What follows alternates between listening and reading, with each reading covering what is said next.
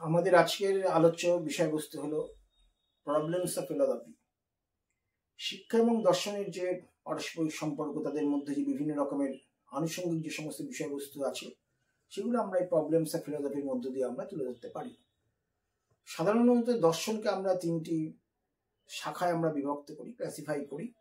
একটি হচ্ছে তার মেটাফিজিক্স বা অধিবিদ্যা, একটি তার এপিস্টেমোলজি বা তার জ্ঞান তত্ত্ব, এবং আরেকটি হলো অ্যাক্সিওলজি বা মূল্যবোধ তত্ত্ব। সুতরাং এই তিনটি বিষয়ের মধ্য দিয়ে আমরা দর্শনের যে ব্যাপকতা, দর্শনের যে আদর্শ, দর্শনের যে উদ্দেশ্য, সেই আদর্শ উদ্দেশ্যগুলোকে ব্যাখ্যা করি এই তিনটে ব্রাঞ্চের মধ্য দিয়ে। সেটা আমাদের ইস্টার্ন স্কুলস অফ ফিলোসফির ক্ষেত্রেও সত্য, সেটা ওয়েস্টার্ন স্কুলস অফ ফিলোসফির ক্ষেত্রেও কিন্তু সেটা কিন্তু একই রকম ভাবে কিন্তু প্রাসঙ্গিক। কিন্তু সেটা স্বাভাবিক কারণেই আমাদের যেটা বক্তব্য সেটা হলো এই যে প্রবলেমস অফ ফিলোসফি হচ্ছে এমন একটি বিষয় যেটা শিক্ষা এবং দর্শনের মধ্যে পারস্পরিক যে মেলবন্ধন, সেই মেলবন্ধনটা কিন্তু সঠিকভাবে ব্যাখ্যা কিন্তু আমরা করতে পারি প্রবলেমস অফ ফিলোসফির মধ্য দিয়ে। এখন আমরা এটা আসি যে ক্লাসিফিকেশন কটা, ক্লাসিফিকেশন তো তিনটে আমরা বলেছি আর কি, এবং যতগুলো ক্লাসিফিকেশন সমস্যা কিন্তু ততগুলো থেকেই আসতে পারে। অর্থাৎ যেমন মেটাফিজিক্স দর্শনের একটা অত্যন্ত গুরুত্বপূর্ণ প্রতিপাদ্য বিষয়, সুতরাং প্রবলেমস অফ মেটাফিজিক্স। একই রকম ভাবে আমরা বলছি থিওরি অফ নলেজ, এপিস্টেমোলজি। সুতরাং কত রকম ভাবে এই নলেজটাকে আমরা নিতে পারি, অ্যাকোয়ার করতে পারি, উৎসটাকে চিহ্নিত করতে পারি, তাকে আমরা বলছি প্রবলেমস অফ এপিস্টেমোলজি। এবং আরেকটা হচ্ছে ভ্যালুজ, মূল্যবোধ যেটা আমরা বলি। এবং আমরা নিশ্চয়ই আমরা অবগত যে এই মূল্যবোধটা কিন্তু বিভিন্ন দর্শনের বিভিন্ন রকম। কোন দর্শন যে মূল্যবোধটাকে স্বীকার করছে, আরেকটি দর্শনের সেই মূল্যবোধটাকে কিন্তু অন্যরকম ভাবে সেটা তাদের ইন্টারপ্রিট করছে, সুতরাং ভ্যারি করে আর কি। এবং এই ভেরিয়েশনের জন্য আমরা বলবো যে এটা একটা থিওরি অফ ভ্যালুস, এবং তাকে ভিত্তি করে আমরা যেটা বলি প্রবলেমস অফ অ্যাক্সিওলজি। তাহলে কত রকমের প্রবলেমস হলো? দর্শনের যে সমস্ত সমস্যাগুলোকে নিয়ে আমরা আজকে আলোচনা করতে পারি সংক্ষেপে, তার একটি হলো problems of metaphysics, problems of epistemology এবং প্রবলেমস অফ অ্যাক্সিওলজি। এবার একটি একটি করে যদি আমরা আসি যে প্রবলেমস অফ মেটাফিজিক্স বলতে কি বোঝানো হয়। মেটাফিজিক্স তো কার্যত অধিবিদ্যা, এটা আমরা সবাই জানি। অধিবিদ্যের মূল কার্যই হচ্ছে এটা আমাদের পরিদৃশ্যমান যে জগৎ, পরিদৃশ্যমান জগতের যে উদ্দেশ্য, পরিদৃশ্যমান জগতের যে বিভিন্ন সৃষ্টি, তার উৎস, তার কারণ এবং তার বিভিন্ন রকম অবস্থানগুলোকে ব্যাখ্যা করাই কিন্তু আমাদের মেটাফিজিক্সের কাজ। কিন্তু ব্যাপারটা হলো, তাহলে মেটাফিজিক্স বলতে আমরা কি বুঝি? খুব সংক্ষেপে যদি আমরা বলি যে metaphysics deals with reality. Metaphysics reality বা আমাদের পারিপার্শ্বিক যে বাস্তবতা, সে বাস্তবতা নিয়ে কাজ করে। Metaphysics deals with what? Metaphysics deals with creation, যেটাকে আমরা বলি কসমোলজি। অর্থাৎ কসমোলজি বিষয়ক যে ভাবনা চিন্তা, সেগুলো মেটাফিজিক্স ডিল করে। একই রকম ভাবে আমরা বলতে পারি মেটাফিজিক্স ডিলস উইথ বিভিন্ন রকম ভাবে যে আমাদের যে আদর্শ, উদ্দেশ্য, কার্যকরণ সম্পর্কে এগুলোকে ব্যাখ্যা বিশ্লেষণের ক্ষেত্রে মেটাফিজিক্স ব্যবহার করা হয়, যেটাকে আমরা অনেক সময় বলি টেলিওলজি। মেটাফিজিক্স ডিলস হলে কি? হিউম্যান বিং, তার ক্যারেক্টারিস্টিক্স, তার কালচার, তার সংস্কৃতি আমরা এক্সপ্লোর করি হিউম্যান বিংকে আমাদের ভাবনার মধ্য দিয়ে, আমাদের পারসেপশনের মধ্য দিয়ে, আমাদের দৃষ্টিভঙ্গির মধ্য দিয়ে তাকে ব্যাখ্যা করার বা বিশ্লেষণ করার চেষ্টা করা হয়। সেটা আর কি অনেক সময় অনেকটা কাছাকাছি অ্যানথ্রোপোলজিক্যাল পয়েন্ট অফ ভিউ থেকে আমরা এটাকে ব্যাখ্যা করতে পারি। তাহলে আমরা মেটাফিজিক্সটা কি দাঁড়ালো? মেটাফিজিক্স মানে থিওরি অফ রিয়ালিটি, মেটাফিজিক্স মানে থিওরি অফ ক্রিয়েশন, মেটাফিজিক্স মানে theory of cause and effect relationship, metaphysics মানে হচ্ছে এক্সিস্টেন্স অফ ম্যান এবং তার অবস্থানগুলোকে ব্যাখ্যা করা, মেটাফিজিক্স মানে হচ্ছে এটা আমরা টাইম, স্পেস, এইগুলোকে ব্যাখ্যা করতে পারি।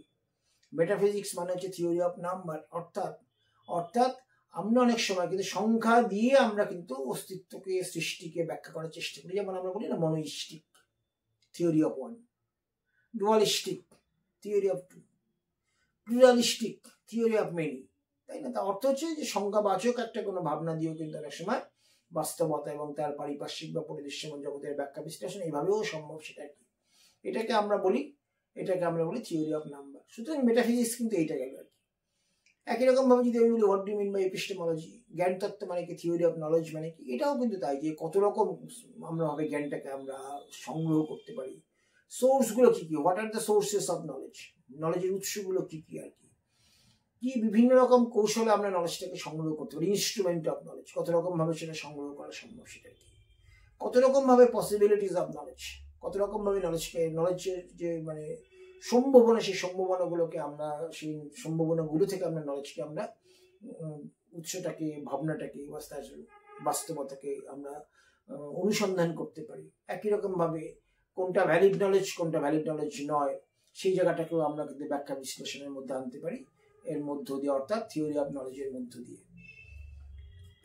সিমিলারলি অ্যাক্সিওলজি বলতে আমরা বলি থিওরি অফ ভ্যালুস, এবং আমরা জানি যে ভ্যালুসটা কিরকম, যে ভ্যালুসটা এক একজনে, কেউ বলছে ইন্ডিভিজুয়াল ভ্যালুস, ব্যক্তিগত মূল্যবোধ, কেউ বলছে সোশ্যাল ভ্যালুস, সামাজিক মূল্যবোধ, কেউ বলছে এথিক্যাল ভ্যালুস, নৈতিক মূল্যবোধ, কেউ বলছে অ্যাস্থেটিক ভ্যালুস, অর্থাৎ সেখানে যে নান্দনিক মূল্যবোধ, কেউ বলছি আমরা বিভিন্ন রকম ভাবে মূল্যবোধ যে বিষয়গুলো, সেই বিষয়গুলো কখনো আমরা আধ্যাত্মিকতার মধ্যে দিয়ে আমরা অনুসরণ করার চেষ্টা করি, স্পিরিচুয়াল ভ্যালুস। সুতরাং ভ্যালুসটাকেও কিন্তু আমরা অনেক রকম ভাবে ব্যাখ্যা করতে পারি, এবং কার্যত এটাই প্রবলেম।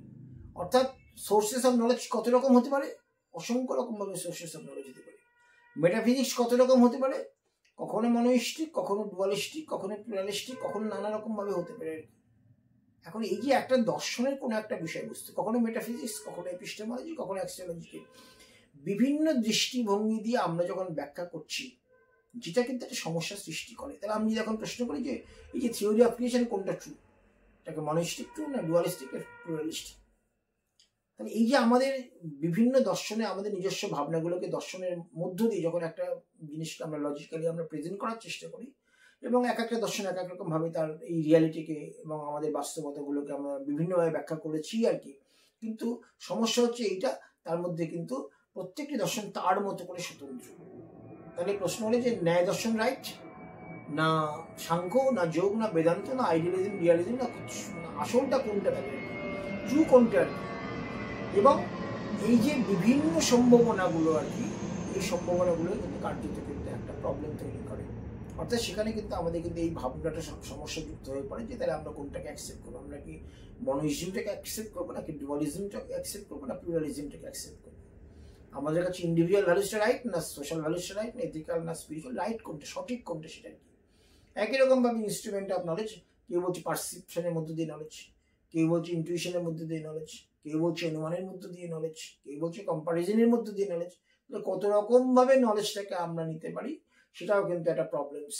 সুতরাং প্রবলেমস, এখানে প্রবলেমস কার্যত প্রবলেমস নয়, কিন্তু প্রবলেমস মানে এই যে বৈচিত্র্য, প্রবলেমস মানে যে ভেরিয়েশন, প্রবলেমস মানে যে অসংখ্য বিভিন্ন ভাবনা, উৎস, সম্ভাবনার মধ্য দিয়ে আমি যখন কখনো সৃষ্টিটাকে ব্যাখ্যা করতে পারছি, কখনো জ্ঞানের উৎসটাকে ব্যাখ্যা করতে পারছি, কখনো মূল্যবোধটাকে ব্যাখ্যা করতে পারছি, সেই সম্ভাবনাগুলোটাই প্রবলেমস।